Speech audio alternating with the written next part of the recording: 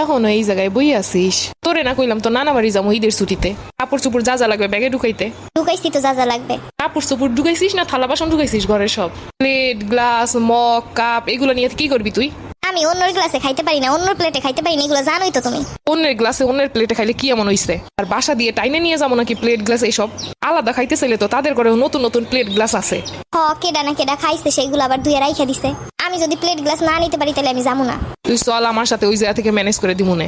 সত্যি দিবা তো? একটা ঢং শুরু করছে, অন্যের কিছুতে খাওয়ান যাইবো না। তাতে মান যাইবে না জাজ যাইবে। থাক তুমি যাও, আমি যাবো না। ওই দিনও মেহমান বাসায় আসছে, তুই যা করছিস মানুষের সামনে লজ্জায় মুখ দেখানো যায় না। আমি আবার কি করলাম? গ্লাস খুঁজতেছি, খুঁজতে খুঁজতে গিয়ে ফ্রিজের ভিতর 6টা গ্লাস পাইছি। ওই গ্লাসগুলো তো আমি খাই, এর জন্য ফ্রিজের ভিতর লুকাই রাখছিলাম যেন কেউ না পায়। এইটা কোনো কথা? মানুষের একটা গ্লাস লাগে আর তোর 6টা গ্লাস লাগে কোন জায়গা দিয়া? আচ্ছা তাইলে আমার একটা নতুন গ্লাস এনে দিও, আমি আর কারো গ্লাস ধরবো না। আমি আমার প্লেট গ্লাস রুমে নিয়ে রাখবো। তোমরা আমার জিনিস ধরবা না, আমিও তোমাদের প্লেট গ্লাস ধরবো না। দুদিন পর পর তোরে নতুন নতুন প্লেট গ্লাস কিনে দিমু। প্লেট গ্লাস নেওয়ান লাগবো তা তো ঠিকই মনে আছে, পড়ালেখার কথা তো একটু মাথায় নাই। 2টা দিন পর যে স্কুলটা খুলবে না, পড়া যে গেলে হা করে থাকবেন, ওইটা মজা লাগবো অনেক। পড়াশোনার নামও নাই, খালি কোন জায়গায় যাইবো, কি নিয়ে যাইবো, প্লেট নিবো না গ্লাস নিবো, এইগুলো নিয়ে যত মাথা ব্যথা। 2টা বই নিলেও না হয় মনটারে বুঝাইতে পারতাম। বই নিবো কেন? বই নিলে তোর যত জ্বালা। ঈদের সময় একটু নানা বাড়ি যাবো, তাও পড়ন লাগবো।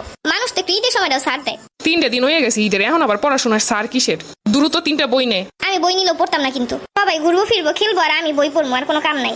সবাই কি করে না করে তোর দেহনে দরকার আছে? তোর রোল কি অন্য একজন বানাই দিব নাকি? তোর পরীক্ষা অন্য কেউ দিয়ে দিব নাকি? আমি যাইতামই না নানা বাড়ি। আমার এত সময় নাই ঢং করা, দ্রুত রেডি হ তারপর চল।